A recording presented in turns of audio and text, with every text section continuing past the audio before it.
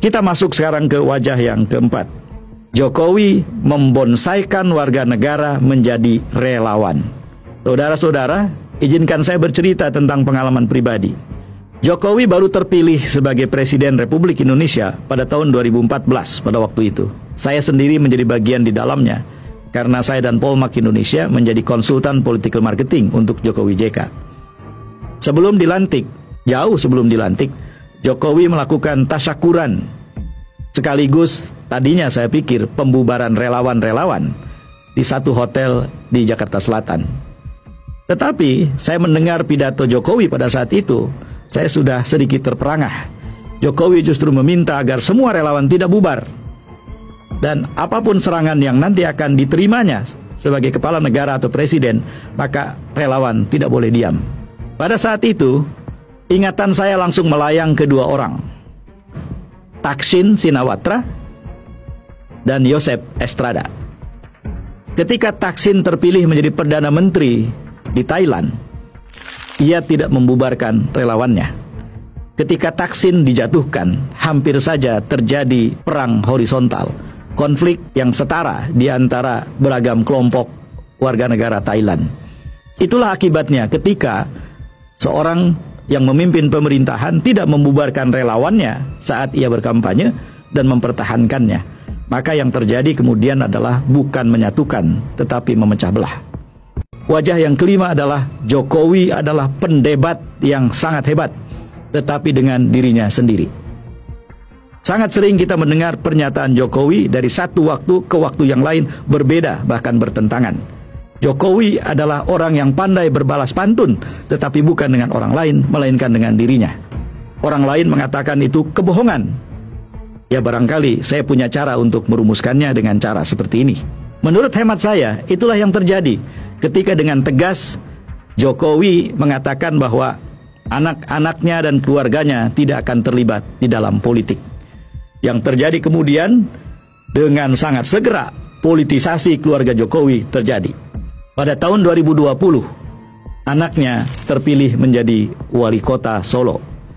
Pada tahun yang sama, menantunya terpilih menjadi wali kota Medan.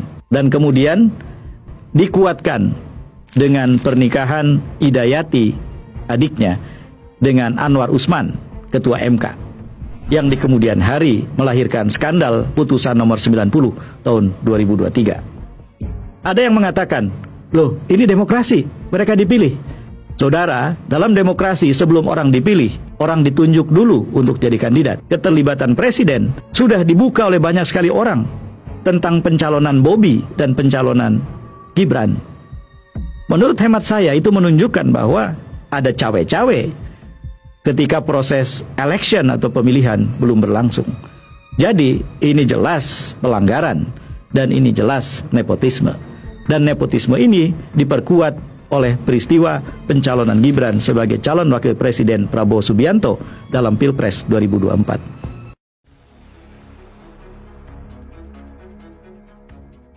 Orang itu membawa identitas pendidikannya, ya. Kalau menurut saya berarti berbahaya sekali, Pak. Loh, Pak, menjadi kader partai ini belum tentu menjadi pejabat loh, Pak. Nah, yang harus memakai ijazah ini. Sama dengerin pertanyaan, sama dengerin dulu dong pernyataan saya. Sebentar. Enggak, oke, Pak. Sebentar, saman salah, Pak, saman salah. Gini. Sebentar, Billy, sebentar ya. Saya ke Sebentar. dulu, Bang. Biar dulu, Bang Is. Saman dengerin dulu pernyataan saya. Ketika kader partai ini mau diusung dan berminat untuk maju ke kontestasi, artinya dia harus memenuhi persyaratan ke KPU. Persyaratan ke KPU ini bukan partai yang menentukan, partai hanya mendampingi. Sekali lagi ya, partai itu mendampingi. Itu sesuai ADART partai, sesuai aturan dan undang-undang, sesuai konstitusi. Bukan kata saya loh, Pak. Ini semua yang saya katakan, saya tidak pernah Pak ngomong di Komal atas kata saya itu nggak pernah. Saya selalu menyampaikan hukum dan literatur perundang-undangan. Itu yang penting. Kalau zaman komplain ke saya, salah Pak. Zaman harus cek dulu ADART partai, semua partai di Indonesia seperti apa. Bahkan di dunia pun sama Pak. Partai di Indonesia ini partai kemarin sore semua loh Pak. PSI yang ada di Spanyol Itu tahunnya 1853, Pak. Zaman bayangin 1800 ada apa di sini? Orang pakai baju karung, Pak, dijajah Belanda, Pak. Ya, di Spanyol sudah ada yang namanya PSI, Partai Komunis, berubah menjadi sosialis. Loh, itu jelas, Pak. Gitu loh. Dan ADART partai di Indonesia ini cuman cloning aja, menyesuaikan dengan atmosfer yang ada di Indonesia. Begitu saja. Kenapa ada? Belajar dulu, Pak, sebelum ada. Tahan dulu Bang Ronald ya, Bang Ronald. Oke, udah Bang Is. Lanjut. Oke, Bang Lintang ditahan. Saya ke Silakan dibantah. Ya, Kalau punya literatur dulu nih, saya sambung dulu Bang Oboy, Bang Renal, Bang Arlindo, Bang Arpan. Assalamualaikum, selamat malam. Waalaikumsalam warahmatullahi Ya, ditahan dulu wabarakatuh. ya. Arpan tadi lama nunggu di bawah, tahan dulu ya. Saya ke Billy Joe dulu, silakan. Billy Joe, dibuka mic-nya Billy Joe. Oke, saya ke Arpan dulu, silakan. Oke, Ya, ya. Assalamualaikum warahmatullahi wabarakatuh. Waalaikumsalam. Ya, eh, jadi gini, apa namanya kita melihat ya terkait dengan ijazah Jokowi ini, kita baca di hasil survei indikator politik ya. Dia menyebutkan bahwa 66,9% masyarakat Indonesia tidak percaya Presiden ketujuh Jokowi itu memasukkan ijazah.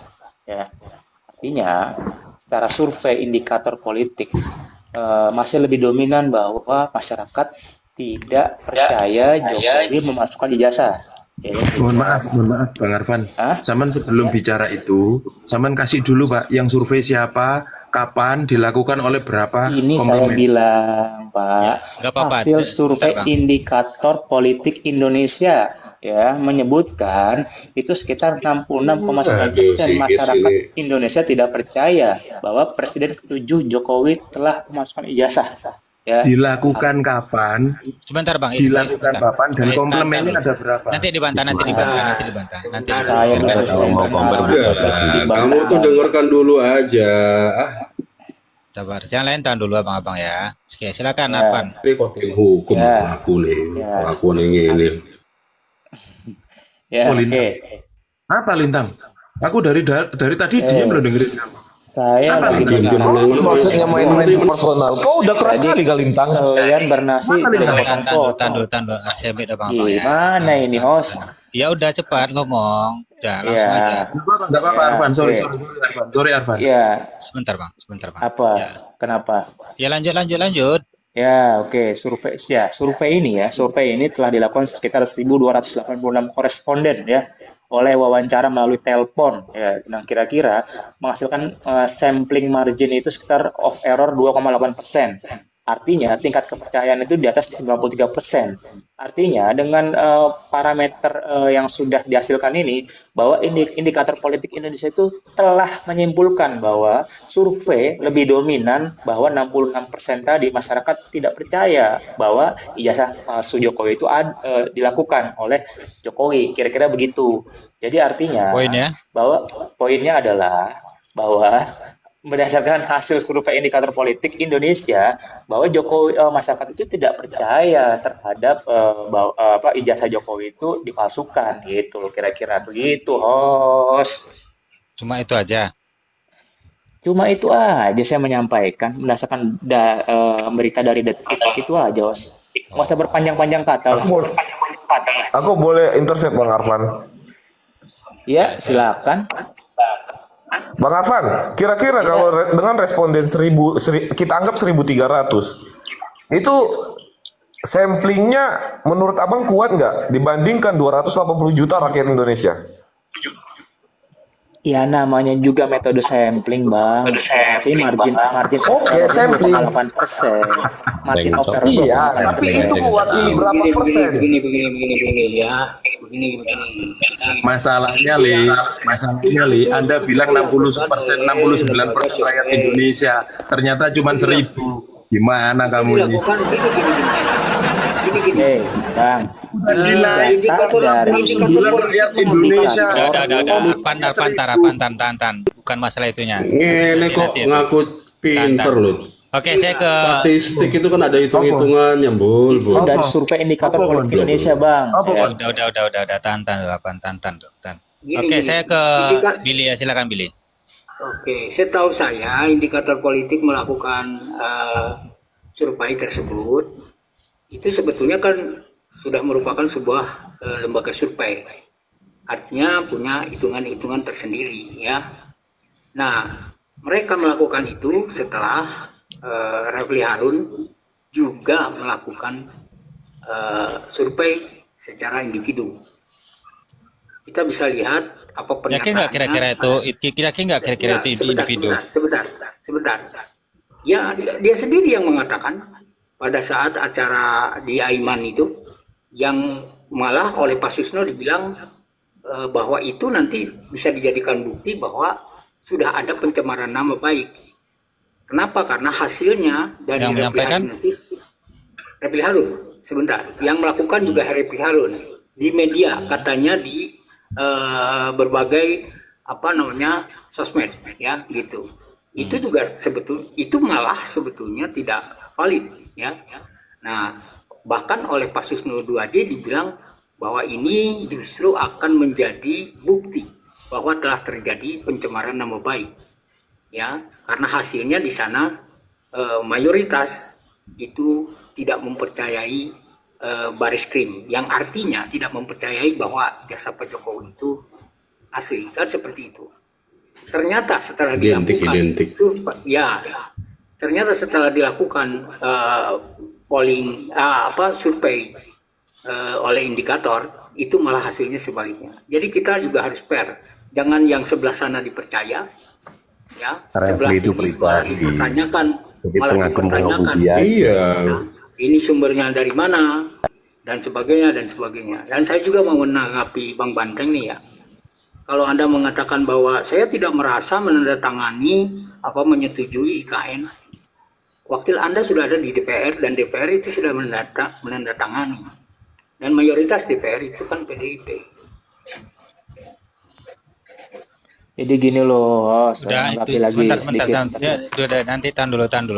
Nanti indikator indikator. Saya boleh bicara? Saya ke ini dulu, saya sambut ke Bang Hardindo dulu. Ya, tahan dulu ya Bang Intang ya. Nanti habis itu baru enak saling menyangka nanti. Ya Bang Lindo, silakan Bang Lindo.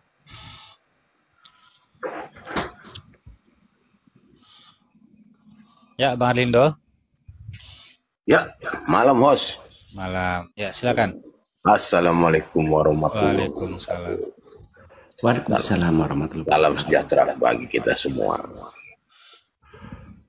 Ini sebenarnya saya dengerin dari tadi ngebahas partai atau ngebahas ijazah palsu. Ya, mengalir aja Bang. Yang mana mau Bang menanggapinya? Iya, ya, kalau mengenai ijazah palsu ya langsung aja ininya ke fokus permasalahan. Indikator gitu ya. Semuanya pasti kan tergantung pemesannya kan gitu. Iya, Kodari aja bisa kok. Nah, itu dia. Kalau yang mesennya saya survei paling tinggi Udah lah. paham. Kok itu udah paham kita dah. Iya, itu. Ya pada dasarnya ya memang itu tadi satu tuh Bang Banteng kurang tuh nyimpulinnya, itu bukan 5 bos, itu 20. Yang paling Terus parah. nanggung. Ya betul, 100 betul. Bisa lebih tuh, cuman catatannya saya tahu di mana itu. Yang paling parah itu anak saya tidak mungkin akan berpolitik. Itu dagang martabaknya bangkrut, mau mimpin negara lagi. Gitu Os, saya lagi ngopi nih nanggung. Oke, lanjut. Terima Saya boleh kasih. bicara, Mas? Satu lagi ke Bang Renal dulu, Bang Ari, tahan dulu. Bang Ari tadi mau dijelaskan sama Bang Es malah kabur. Tahan dulu Bang Ari ya. Saya ke Bang Renal dulu. Silakan Bang Renal. Nanti baru ke Bang Lintang nanti. Ya, Bang Renal dibuka mic-nya Bang Renal. Oke. Assalamualaikum. Waalaikumsalam. Silakan. Nah, Waalaikumsalam. Sebetulnya ini yang dibahas ini kan ijazah palsu gitu kan ya. Tuduhan ijazah palsu. Yang dibuat nuduh itu fotokopi. Kan gitu. Betul. Fotokopi diteliti. Roy Suryo nggak salah kalau dia menyatakan ijazah palsu. Karena yang diteliti adalah fotokopi yang tidak tahu kebenarannya juga. Ya, kalau dia menyatakan fotokopinya itu ijazah fotokopinya itu palsu, ya bener lah. Dia juga nggak tahu aslinya, gitu kan. Masalahnya dia nggak tahu aslinya, tapi salahnya itu, ya kan, yang diteliti fotokopi, yang dituduhkan ijazah Jokowi palsu. Iya. Nah, itu yang jadi masalah. Harusnya. Yang botol itu yang kita yang sebentar dulu, Billy, tahan dulu, kasih Bang Renaldo. Kalau seharusnya yang dituduhkan itu bahwa ijazah yang saya teliti ini, fotokopi ini palsu, nggak jadi masalah. Yang jadi masalah nuduh-nuduh terus, gitu kan? Nah, dan nuduh-nuduh terus, kenapa saya bilang terus? Ya kan? Roy Suryo sering nuduh, itu bahkan cenderung ke fitnah. Dia nggak konfirmasi ijazahnya ini asli apa palsu. Kalau dia udah tahu bentuknya ijazahnya, lah itu baru, itu asli apa palsu, ijazah Jokowi palsu, baru bilang kayak